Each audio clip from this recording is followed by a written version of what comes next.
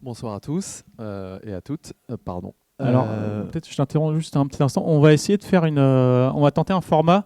On va autoriser les questions pendant la présentation. Donc, s'il y a des gens qui veulent poser des questions, n'hésitez pas à lever la main. Je vous apporterai le micro et on va voir si ça marche. Voilà. Et puis, si Ali en a marre au bout d'un moment, bah, on arrêtera. Voilà. Ok. Allez, je te laisse la parole. Désolé. Merci. Bonsoir à tous. Eh bien, en gros, je voulais aborder avec vous un sujet ce soir. Je ne sais pas si au niveau micro, c'est bon. Nickel. Ok. Notamment sur le rig, mais pas juste le rig en soi directement, mais un peu plus aussi le côté pipe de rig, et puis comment les gens s'intègrent dedans, comment repenser en fait à l'envers de ce qui se fait d'habitude, si je puis dire. C'est-à-dire qu'en gros, habituellement, pour avoir un rig dans les grosses boîtes de prod, on a des autorigs, on a des gens qui codent le rig pour faire des autorigs qui permettent d'avoir des templates pour vraiment avoir un maximum de possibilités au niveau de la chaîne de fabrication, ce qui fait qu'en gros, on peut abattre du personnage ou des props ou autres à une vitesse assez impressionnante. Par contre, qu'est-ce qui se passe quand une feature n'est pas prévue? Eh ben, on doit la coder. Et qu'est-ce qui se passe quand les gens qui doivent la coder ne sont pas dispo parce qu'ils sont débordés, qu'ils ont plein de trucs à faire? Eh ben, ça prend du retard et ça se fait pas. Et la prod est coincée. Et donc, ces gens-là sont indispensables. Mais le problème, c'est que c'est sympa hein, d'être indispensable. Mais il y a un moment, si on veut avancer, puis permettre à des jeunes, entre guillemets, ou à des gens qui ne codent pas, mais qui font du rig, d'aller mettre les mains dans le cambouis, d'aller modifier les choses, d'aller proposer des choses, d'être plus ouvert, en fait, et ben, peut-être qu'il ne faudrait pas que tout passe obligatoirement par le code. Donc, c'est une idée qui m'est venue quand on a monté Carlab, et que, en fait, on était deux à coder, et qu'il y avait 30 milliards de trucs à sortir, et qu'il fallait tomber la prod et l'autorig en même temps, et que là, je me disais, non, mais on va jamais y arriver, et puis on a des prods totalement différentes, de l'hyperréalisme au cartoon en passant par tous les trucs possibles. Donc il y a un moment, je me suis dit, en fait, quand on était dans les boîtes, c'était une position assez agréable de se dire, bon ben voilà, on doit coder les trucs, les monter, les fabriquer. Mais finalement, si on veut que d'autres personnes puissent mettre les mains dedans sans être des codeurs, mais pourtant ce sont des rigueurs et des rigueuses, on s'est dit il faut déléguer cette connaissance-là, leur permettre d'accéder à tout ça, et sans être obligé de passer par du code. Donc c'était une des idées, notamment. Donc on a commencé à faire des rigs qui sont sur un modèle, en fait, on va dire même quasiment from scratch, monté à la main dans une scène, et puis de manière modulaire, c'est-à-dire qu'on veut faire un rig de bras, au lieu de faire du code qui l'automatise à 100%, on peut aussi faire une scène qui contient un rig de bras et faire en sorte qu'elle soit éditable n'importe quand, importable sur n'importe quel perso, réajustable, et puis qu'elle puisse se plugger sur un autre. Donc on parlait de Lego tout à l'heure, c'est un peu ça l'idée, c'est de se dire en fait, que chacun puisse monter son rig exactement comme il a envie, par contre qu'on pose des normes au niveau des entrées et des sorties, de manière à ce que par exemple un rig de bras, il est en input un hook, un groupe, des matrices, n'importe quoi, qui lui permettent en fait d'être manipulés, scalés, placés, et ces groupes-là, ou ces entrées-là, elles vont pouvoir, par exemple, être pilotées par l'output d'un autre module, typiquement la colonne. Donc le type de la colonne va piloter on va dire l'entrée du bras. C'est des principes très classiques en rig, je ne vous apprends rien. Par contre, se dire, plutôt que d'avoir un système par code qui génère tout ça, avoir la possibilité de le modifier à la main. Donc là, c'est peut-être encore un peu flou. Je vous montre rapidement, par exemple, un des premiers qu'on avait montré. Ouais, non, ça c'est du FK, c'est un truc classique, c'est un peu dommage. Je ne vois pas tous les noms, donc je les prends. Ouais, par exemple, allez, la spine, c'est peut-être plus intéressant. Un module de spine, qui a été fait avec donc des FK en base. Et en fait, c'est du FK classique, mais plutôt que d'avoir du switch IK-FK, on s'est dit, là, on va mettre, ça porte un système IK, entre guillemets, ce qui fait qu'on peut animer en FK et suranimer en IK par-dessus, et donc un level 2 en fait. Et encore au-dessus, avoir des niveaux d'offset. Donc ça, c'est du rig standard, il n'y a rien de foufou. Mais ça, on se l'est fait à part, et puis on s'est dit, maintenant, moi j'ai un perso qui est déjà rigué, je veux l'intégrer dedans, donc je casse, j'enlève, et puis finalement, je viens remplacer, je viens intégrer, et respecter cette norme dont je parle, qui va nous permettre en fait de venir accrocher plein d'autres choses dessus. Donc c'est juste pour vous montrer un petit exemple là, et je vais rentrer un peu plus dans le détail de comment on a monté un peu le système. Donc, hop. Ah, j'ai appuyé sur la mauvaise touche. Ça, c'est beau. et j'ai glissé et je l'ai mis en veille. Bravo. Voilà. Du coup, je relance. C'est parfait. Ah, c'est bon, ça a l'air de revenir. C'est bon. Ouais. Faut peut-être un mot de passe. Ok, cool. Bon, voilà. Okay. Supput être pire.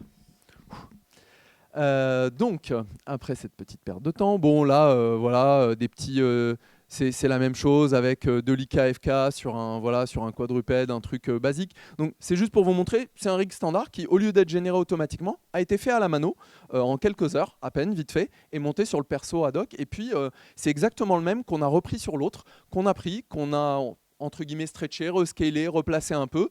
Et puis voilà, en 2h30, à peu de choses près, j'avais remonté l'autre perso. Parce que j'avais certaines... Alors, de celui-là à celui-là, un peu plus de temps, mais d'un autre cheval à l'autre, 2h30, c'était plié parce que globalement, les proportions étaient à peu près similaires, c'était semblable. Et du coup, ça nous permet d'aller super vite. Et pourtant, il y avait 0 ligne de code et tout a été fait à la main. Mais ça n'empêche pas de coder. Qui peut le plus, peut le moins. Donc, je vais vous montrer maintenant.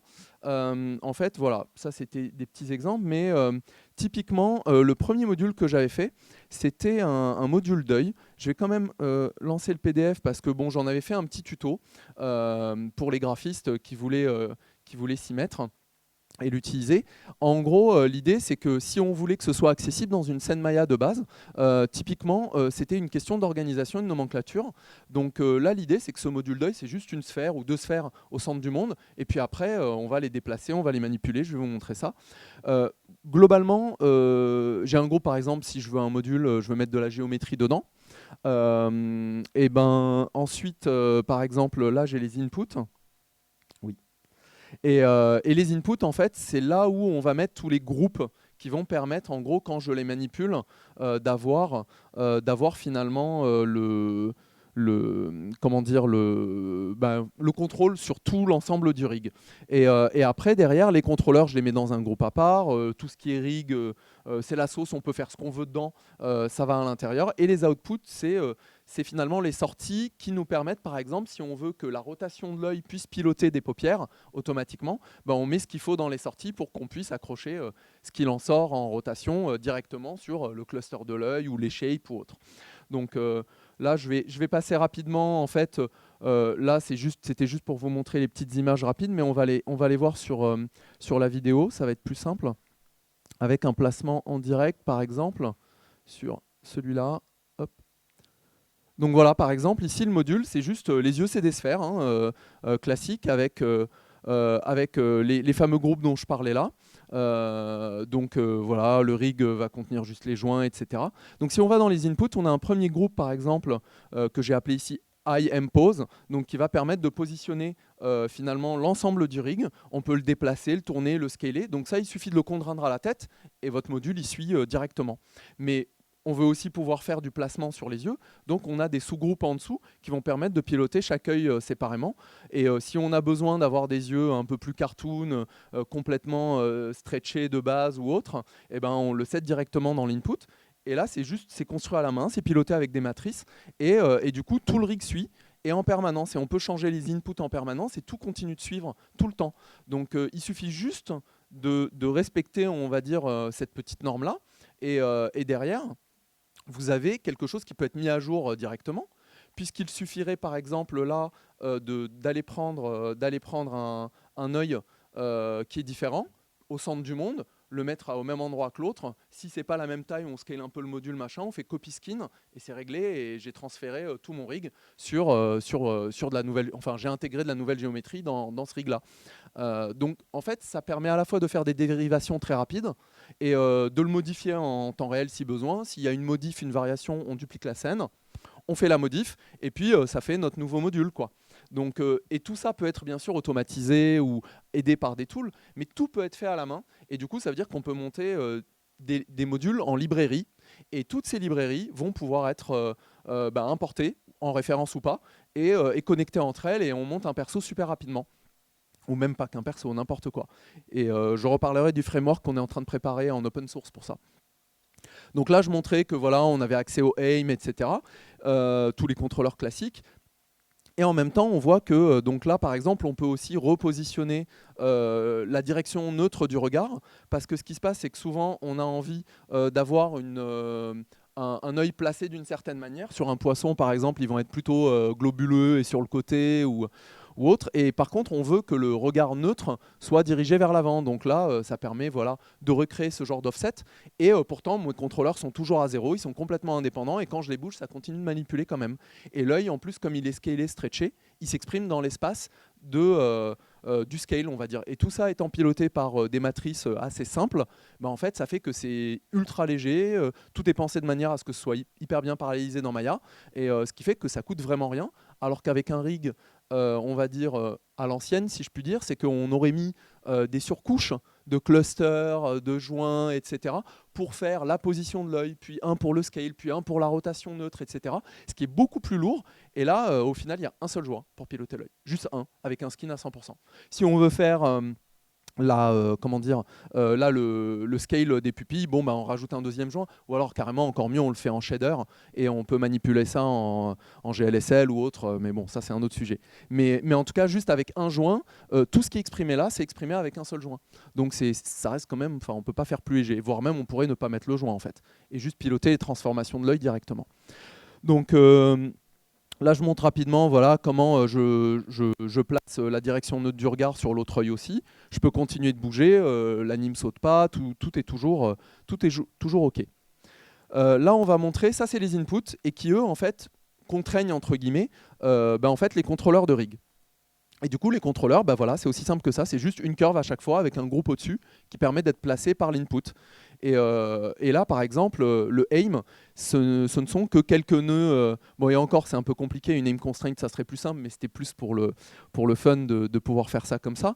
Mais en fait, là, en gros, ce qu'on a, c'est qu'on a la direction du regard neutre de l'œil qui s'ajoute, on va dire, à la position de l'œil. C'est les deux nodes que vous voyez là. Et qu'on reprend aussi avec le aim, on fait un angle between, etc. Je ne vais pas rentrer dans le détail. Et tout ça pour dire que tout ça, c'est pour piloter un joint, et le deuxième étant juste le scale de la pupille. Voilà. Donc tout ça est compacté, compilé, pour finir sur un seul joint qui skin à 100% l'œil. Donc quand vous avez un nouveau modeling, un nouveau truc, ça s'update en même pas 2 minutes top chrono. Et pourtant, il n'y a eu aucune ligne de code, c'est accessible à tout le monde. N'importe qui peut aller bidouiller et le modifier. Là, je vais montrer les outputs. De base, il n'y en avait pas, parce que sur un œil, il pilote rien en général. Et puis on se dit, ah bah non, dans le facial, ce serait quand même sympa qu'il puisse piloter la fermeture ou l'ouverture de la paupière quand on bouge l'œil, que les paupières suivent automatiquement. C'est un truc assez classique. Mais du coup, là, je sors par exemple la position de l'œil, et je réexprime aussi sa rotation par rapport, non pas à l'espace scalé, mais à l'espace du monde. Donc je fais un changement de repère, etc., pour que cette rotation puisse être une rotation réexprimée dans le monde, et du coup pour aller piloter en connexion directe, même s'il le faut, un cluster qui est posé sur l'œil, ou en remodifiant juste un weight de blend shape, etc. Donc juste en faisant des petites choses comme ça, en fait, on permet, entre guillemets, à n'importe quelle rigueur d'aller pouvoir mettre les mains dans le cambouis, aller faire une modif s'il y a une modif à faire, créer de nouveaux modules exactement comme il a envie, dès le moment où, on va dire, à minima, les inputs et les outputs sont respectés. Et du coup, tout le système après de connexion entre eux, et d'export et d'import, etc., va pouvoir suivre. Donc là, je vais vous le montrer. Je ne sais pas si déjà, à ce stade-là, vous avez peut-être des petites questions. Je vous ai pas trop ruiné le cerveau, ça va, c'est pas un petit peu bon. Après, c'est simple, c'est pas révolutionnaire en soi, mais c'est le fait de se dire si on prenait le sens opposé de ce qui se fait d'habitude, quoi. Et puis tout en permettant à des gens, encore une fois, parce qu'on a plein de graphistes qui codent un petit peu mais pas trop, et si les gens qui codaient n'étaient pas disponibles, on était à chaque fois coincés. Et là, l'idée, c'est par exemple là, j'ai importé juste 3 modules comme ça, et en fait. Donc là, juste dans Main Control, j'ai uniquement des contrôleurs de position, de trajectoire et un fly, le grand classique. Et j'ai importé juste 3 modules. Le module de spine, même en drag and drop, quoi. On s'en fout, ça marche très bien, ou en ref s'il le faut, qu'importe. Et l'idée, c'est que ces 3-là, ils ont chacun leurs inputs et leurs outputs. Donc typiquement sur la spine, on peut voir que c'est exactement les mêmes groupes qu'on avait sur l'œil, hein. C'est toujours le même délire. Dans les outputs, du coup, on en profite et on met directement des joints de sortie qui peuvent servir au skin, mais qui peuvent aussi aller piloter un squelette entier si besoin. Parce que quand on fait aussi de la mocap, des choses comme ça, on n'a pas envie que notre structure de skin soit éclatée. On a besoin d'un squelette final. Donc ça peut être skinné directement pour aller plus vite, ou alors repiloter en direct, en matriciel ou même en connexion directe, un squelette entier de skin. Et comme ça s'adapte, en fait, il n'y a pas de souci. Donc les sorties, en fait, on peut en mettre aussi rapidement et aussi facilement qu'on en veut, puisque comme là par exemple c'était à base de ribbon, il suffit de rajouter un petit rivet, on va dire une petite follicule en plus avec un nouveau joint, on le met là où on veut, et puis en fait si on nous demande d'avoir plus de sorties, j'ai pas besoin de régénérer mon rig, c'est ça l'idée. C'est que pourquoi avoir besoin de tout le temps régénérer mon rig? Je fais la petite modif qui a besoin d'être faite chirurgicalement, on va dire, et puis roule. Après, si on a besoin d'un truc complètement différent, on peut aussi dupliquer, faire nos modifs, tout casser, tout recommencer, il n'y a aucun souci. Et c'est ce qu'on fait quand on crée des variations assez importantes. Mais pourquoi partir... Enfin, pourquoi? C'est très pratique de tout coder, hein. Je ne dis pas que ce n'est pas la bonne méthode, hein. On fait tout ça et ce n'est pas pour rien, mais c'est que ça n'a pas les mêmes avantages et inconvénients. C'est surtout ça. Mais là, du coup, on veut faire une modif. N'importe qui pourrait aller prendre dans les sorties, rajouter un autre joint, poser ça sur la follicule au U et au V qu'il veut, leur parenter en dessous, et c'est faire la contrainte ou la matrice qu'il faut, et c'est réglé, quoi. Vraiment, en 2 minutes top chrono, c'est réglé. Donc c'est plus de la méthode et de la norme, plus qu'autre chose, mais ça permet de faire finalement des choses tout aussi puissantes qu'on pourrait avoir en production. Là, par exemple, on m'a demandé des bras que j'avais, et on m'a dit non, mais là, on a envie que... en fait, ils puissent être curvy, voilà. Donc en fait, quand je les tourne, je veux que ça fasse un arc parfait. Donc on a pris le module qu'on avait, qui est le même à peu près que la spine, et puis on a rajouté juste un arc qui est généré par 3 points, les 3 joints, qui génère une curve en fait. Et cette curve-là, elle pilote la ribbon. Donc on a juste rajouté ce cran intermédiaire, et puis voilà, on avait un nouveau module en l'espace de quelques heures, ou le temps de chercher ou de retaper. Et encore une fois, j'ai pas eu besoin de le coder, j'ai pas eu besoin de le faire. C'est quelqu'un qui bosse avec moi qui me l'a fait en direct, et puis voilà, le problème était réglé. Du coup, là, je montrais rapidement, voilà, comment ça bouge. Donc il y a l'EFK standard, le coude là qui est en fait sur un deuxième niveau, sur une deuxième ribbon en réalité, et les offsets, les petits carrés qui vont permettre d'avoir un 3e niveau de contrôle, un peu comme pour la spine. Et tout ça, c'est ultra léger, ça coûte rien, mais comme ce serait fait dans un rig codé et généré. Mais encore une fois, on y a accès en permanence. C'est aussi l'intérêt. Et il est modifiable en temps réel. En plus, si on voulait modifier le perso, on pourrait aller le modifier dedans. Et si on veut le réexporter dans une lib, on peut le réexporter sous forme de variation.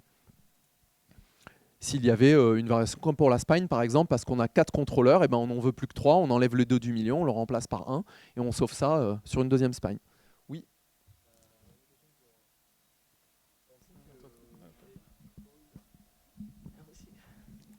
Pour le rig, on sait que l'épaule, c'est la partie un peu le plus compliquée chez les humains. Oui.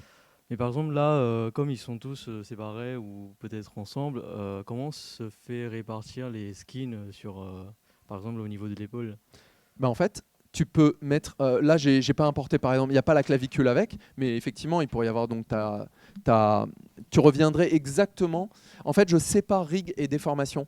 C'est-à-dire qu'en gros, en déformation, tu fais ce que tu veux, tu mets les joints où tu as envie, et voire même, je conseillerais même, si tu as un personnage, tu poses un squelette standard, mais c'est-à-dire qu'il n'y a aucun rig, juste ta chaîne de joints comme un squelette de mocap ou autre, ou le squelette que tu as envie d'avoir au final. Tu peux faire ton placement, poser tes joints là où tu as envie, tu peux même skinner, avoir aucun rig, faire ce que tu as envie, et en parallèle, pendant que tu skins, tu peux préparer les modules en allant les snapper entre guillemets sur les joints que tu as déjà pour aller positionner là où tu as envie. Et du coup, après, une fois que tes modules de rig sont positionnés aux bons endroits, aux mêmes endroits que ton squelette de skin, en fait, il te suffit de contraindre les sorties de ton module ou de chaque module sur tes joints de skin, même avec des contraintes parentes si tu veux. Ça on l'a déjà fait en mode parce que le client a voulu le faire à l'arrache, il savait pas trop le faire avec des matrices ou des connexions un peu plus voilà, et puis je lui dis non mais c'est bon, tu prends chaque joint, tu fais parent parent constraint si tu veux, et tu as ton squelette qui peut partir en mocap alors que c'était pas prévu au début. Donc il a ramené son squelette de mocap qui était positionné au même endroit. Il l'a positionné au même endroit parce que le rig était déjà fait et c'était plié assez rapidement, par exemple. À l'inverse, comme je te dis, ce que je te propose, c'est effectivement, tu peux placer ton squelette, importer tes modules, les replacer aux mêmes endroits, et comme tu vois sur ta jambe, bah là si tu regardes la jambe, bah, j'ai un hip, un genou, tu vois, cheville, plante de pied et puis tous, enfin c'est absolument classique. Et ben si ton squelette, en fait tu sors tous les joints qui sont là et tu les reparentes tous en une hiérarchie, c'est ton squelette de skin en fait. Ou alors tu peux aussi utiliser directement les outputs de chaque module pour skinner. Mais effectivement, avoir un squelette entier à la manière classique, aucun problème. En fait c'est versatile, tu peux en faire ce que tu veux, comme tu veux. Il suffit juste de créer les contraintes entre, quoi. Et en plus, l'intérêt, c'est que tu peux bosser ta déformation à part et générer ton rig et même le réadapter à part. Ça donne vraiment beaucoup de flexibilité. C'est juste de la méthodo, à peu de choses près. Et de la flexibilité au moment où tu crées ton module, il faut que effectivement chaque élément soit scalable, repositionnable, etc. Mais oui, après, on peut partir sur un mode pour des modules plus complexes parce que quand il y a des IK, des choses comme ça, tu es obligé, si tu rechanges par exemple ta jambe, si tu la scales globalement et tout, il n'y a pas de problème. Mais si tu veux allonger la jambe, etc., et que tu veux que ça se passe bien, tu as peut-être intérêt à supprimer l'IK, le rebuilder. Ça peut s'automatiser en quelques lignes de code très facilement si tu ne veux pas le faire à la main. Mais du coup, ce n'est pas obligatoire. C'est ça l'idée. En fait, il n'y a aucune ligne de code obligatoire. Tout est faisable à la mano et tout est automatisable si on veut. Donc en fait, tu as l'avantage des deux. C'est un peu l'idée. Merci beaucoup.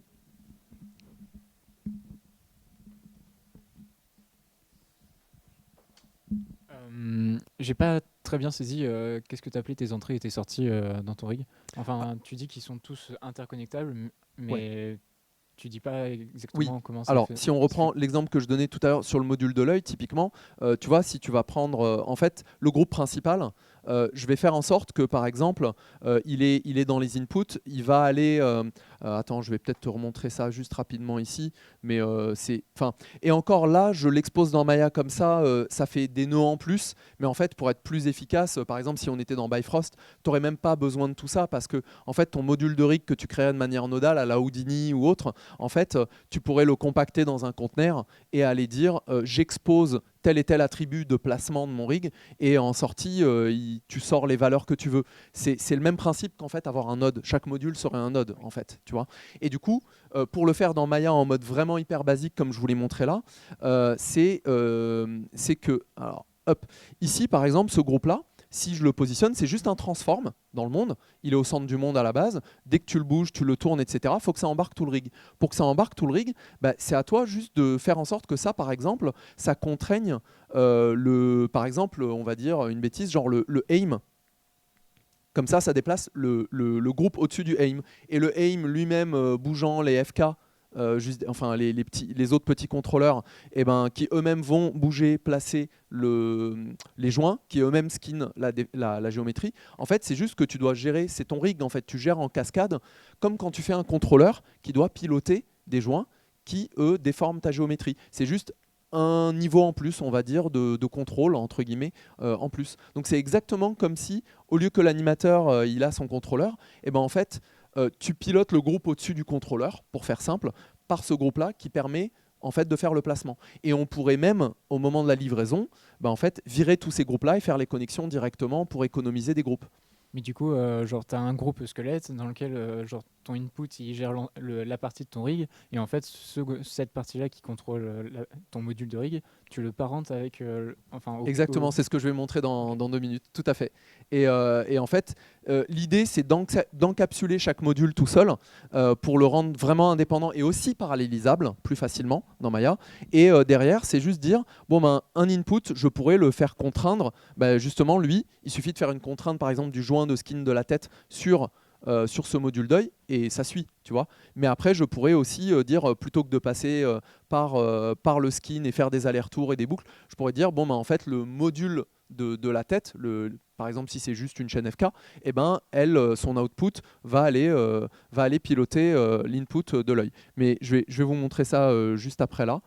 C'est ce qu'il y a dans la vidéo. Mais voilà, l'explication, c'est en gros, ces groupes-là, effectivement, ils sont connectés directement ils sont connectés directement en fait, aux contrôleurs qui eux-mêmes contrôlent les joints. C'est ça l'idée. Hop, si je reviens, toc. Donc ici, ce que je montre, voilà, c'est ça, c'est très exactement ça. Ce groupe que j'ai appelé par exemple Rig Module IO, il permet en fait d'avoir, par exemple ici un groupe qui est, et c'est des proxys, c'est fait exprès. C'est-à-dire qu'en gros, c'est un groupe qui est juste, en fait, si je le graphe, je fais un décompose matrix, c'est-à-dire qu'en gros, je sors la matrice du fly, du contrôleur fly, que j'envoie directement sur ce groupe-là. Et sous ce groupe-là, je parente un groupe vide qui, lui, en fait, me permet d'être placé par parenté, donc j'ai le droit de le placer où je veux. Ça te crée des offsets locaux. Et ce groupe-là, lui, il va, avec un décompose matrix, aller se connecter directement dans les translate, rotate, scale, même shear s'il le faut, de l'input de la spine, ce qui fait que ça pose la spine. Donc si je déplace ce groupe qui est juste ici, sous le on va dire, sous le, entre guillemets, l'output qui vient du fly, et il est parenté en dessous, vu qu'il est connecté sur l'input de la spine, en fait, ça place la spine. Ce qui veut dire qu'en fait, en faisant ça 2 par 2 comme ça, une fois la spine posée, en fait, on va faire exactement la même chose. L'output de la spine, bon là je montre que je peux le déplacer, très bien, et que ça me permet de faire le placement de mon rig au final, donc juste avec quelques groupes comme ça, et ça c'est super facile à exporter et à réimporter ailleurs, ou alors à décrire en JSON ou n'importe quel format et les régénérer. Ça n'a même pas besoin d'être forcément matérialisé, c'est juste que pour un graphiste c'est hyper pratique et hyper simple à mettre en place et à manipuler. Mais en fait, idéalement tout ça, ça devrait même être dans un framework beaucoup plus simple, et c'est quelque chose qu'on est en train de développer et qu'on voudrait proposer en open source en fait. Mais voilà, ça vient. Ok. D'accord. Voilà, en gros, une petite minute. En fait, je montrais que en gros, le type de la spine, lui, il allait contrôler pareil un groupe outproxy là, qui lui, en fait, va permettre de piloter pareil avec un groupe parenté en dessous. Il va permettre de piloter les bras. Donc exactement comme tout à l'heure. Ça marche 2 par 2. Un groupe d'output et en dessous, je mets un groupe d'input et chacun connecte un autre. Et en fait, du coup, tout le placement, on va dire, de chaque module est inscrit là et accessible directement. C'est juste de la méthode et c'est pratique et ça pourrait être fait autrement, hein, bien sûr. Mais voilà, et ça me permet du coup de faire mes placements très rapidement et de les exporter, de les ramener, de les modifier même sans entrer dans Maya. Si on voulait rebatcher ça rapidement, etc. Tout ça est faisable en code sans mais cette méthode, encore une fois, elle a l'avantage de pouvoir être entre guillemets low-tech, tout en permettant de faire les rigs avec la complexité que tu veux, ou générés par même ton rig, il peut être généré par des outils qui sont eux automatisés. Mais du coup, ça donne quand même toute cette flexibilité-là. Voilà. Donc je ne sais pas si vous avez d'autres petites questions. Est-ce qu'il y a une question rapide? Non, apparemment non. Donc, ah si. Là, vous avez montré sur Maya, mais du coup, est-ce que sur d'autres logiciels, il existe? Alors, le but justement du framework, c'est de pouvoir encapsuler cette méthode et qu'elle soit dispo dans n'importe quel soft et que ça puisse tourner sur Blender ou ailleurs. Là, on travaille déjà beaucoup avec Roomba et Mercenaries Engineering pour, en fait, tous nos rigs, ils passent dedans sans problème. Ils ont déjà fait toute une passe de traduction et tout ce qu'on fait là est directement disponible en anime aussi. Mais par contre, pour la partie rig, le principe, c'est qu'effectivement, avec cette méthode-là, tu puisses l'appliquer n'importe où en fait. C'est juste que là, tout est fait. Là, c'est un exemple fait tout à la main. Mais avec le framework, l'idée, c'est que tu puisses browser ta lib de modules, les drag and dropper dans une vue, un graphe nodal, quoi, et aller connecter tes entrées input-output, que tu puisses les connecter les uns aux autres, et que ça puisse s'exporter comme un schéma, en fait, un graphe nodal. Et que en fait, derrière, que tu aies des wrappers vers Maya, vers Blender, etc. Ce qui fait que en fait, c'est juste que tes libs, par contre, elles sont forcément là aujourd'hui liées à ton soft. Tes modules, tu vois, que tu drag and drop. Mais par contre, tout le système fonctionnerait de manière complètement indépendante de n'importe quel soft. Ouais. Parce que c'est des principes qu'on retrouve partout. Voilà. Moi, j'ai une petite question. En fait, je change un peu de sujet. J'ai complètement oublié de préciser que, du coup, que tu viens, enfin que tu représentes aussi Carlab, j'en ai pas parlé. Du coup, au mieux vaut tard que jamais. Est-ce que tu peux nous parler un peu de Carlab et de ce que vous faites? Bah, en fait, ouais, on a créé ça avec Laurent Guitard, mon associé il y a 4 ans, pour des raisons personnelles aussi. Et puis on a bossé dans pas mal de studios avant, notamment Illumination, De la Cave, Attitude Studio, Durand, et j'en passe. Et du coup, bah, en fait, on arrivait à un moment dans notre carrière où on voulait pouvoir faire. On était aussi un peu fatigué de se dire bon, bah, en fait, on est obligé de donner beaucoup d'énergie sur des grosses productions et tout, c'est vachement bien. Mais parfois, des idées simples, on peut pas forcément les mettre en place parce que on est face à en fait, un gros pipeline, des dinosaures qui sont super difficiles à bouger. Mais ce qui est normal parce que c'est de l'industrie lourde au final quand on produit un long métrage ou des longs métrages. Donc du coup, on voulait un peu plus de souplesse, rebosser sur des projets un peu différents.